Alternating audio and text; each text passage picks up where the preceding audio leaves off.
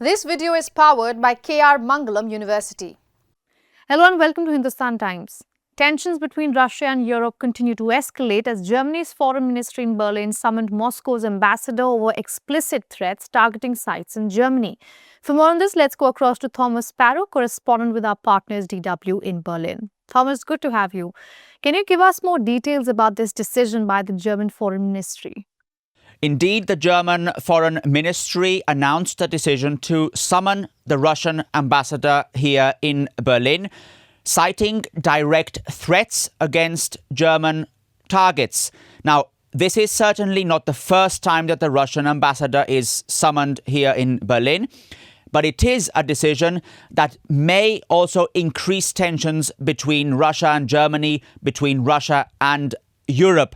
The German Foreign Ministry added in its statement that it would not feel intimidated by any kind of Russian threat, hence the decision also to summon the Russian ambassador. Summoning an ambassador is seen here in Germany, is seen here in Europe as a particularly strong sign of disagreement towards another government, as a specific request for clarification when it comes to a political decision made by another government. So this gives you an idea of how significant this decision by the German Foreign Ministry is. What's also interesting about this development is that the German Foreign Ministry in its statement did not specifically mention any more details about those direct threats against German targets. But German media outlets, distinguished reputable media outlets here in Germany, have linked that statement by Germany's foreign ministry to an announcement by Russia's defense ministry mentioning European companies that have been supporting Ukraine specifically when it comes to strengthening its drone production. And in that list that was mentioned by Russian authorities, there were several companies from Germany, and other Russian officials, in particular from Russia's Security Council, then linking that list to a possible also decision by Russian authorities to then target those companies. So this is the backdrop, this is the context that may explain that decision that was made by Germany's foreign ministry to summon the Russian ambassador here in Berlin. Definitely a very significant development when it comes to Russia's relationships towards Germany. And in what ways might these Russian threats affect broader NATO strategies across Europe amid ongoing Ukraine support?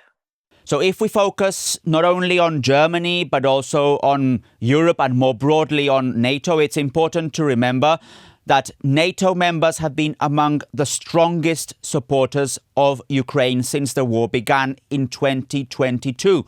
That support obviously has been in military terms, with military equipment, also with drone production, etc. But it has also been political and it has also been economic. And the war began in 2022, so several years ago, and that support has continued and in some cases also strengthened throughout the years. So when we look at these potential direct threats that are coming from Russia towards European targets, it is very probable that this will increase the resolve among NATO partners to continue supporting Ukraine on the one hand and to also strengthen its own military capabilities to then potentially confront those direct threats. It's also, however, important to mention that since the war has been going on for so long, since there are other conflicts around the world that have taken center stage since, there is a perceived sense of fatigue when it comes to Ukraine aid among many in Europe. So it has also been a challenge for European capitals. It has been a challenge for European governments to help understand, to explain to populations here in Europe why it is necessary to continue supporting Ukraine in this war that began in 2022. And lastly, what security measures are European countries adopting in response to similar hybrid threats from Russia? So it's interesting that it was not only Germany that summoned the Russian ambassador in Berlin. Other countries have also reacted to the publishing of that list, to these potential direct threats. In particular, the Czech Republic also demanded clarification from Russia. Apparently, the list also contained Czech firms that were supporting Ukraine. So this gives you an idea that this is not only something that is affecting Germany, but also other European countries as well. More broadly, it's important to understand that European capitals and NATO members have been preparing for this scenario over the last few years. They've been strengthening their own military capabilities, traditional military capabilities, but also when it comes to cyber defense, to cyber warfare, to other elements within the whole scenario of supporting Ukraine in its defense against Russia.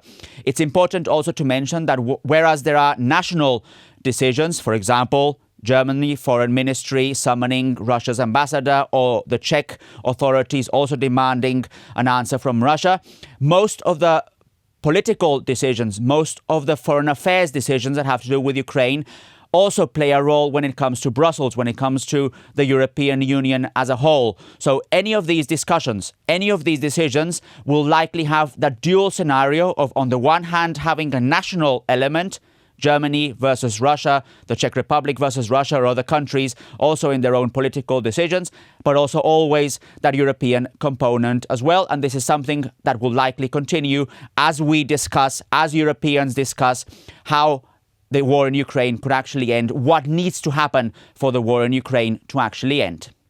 All right, Thomas, thank you so much for that report from Berlin.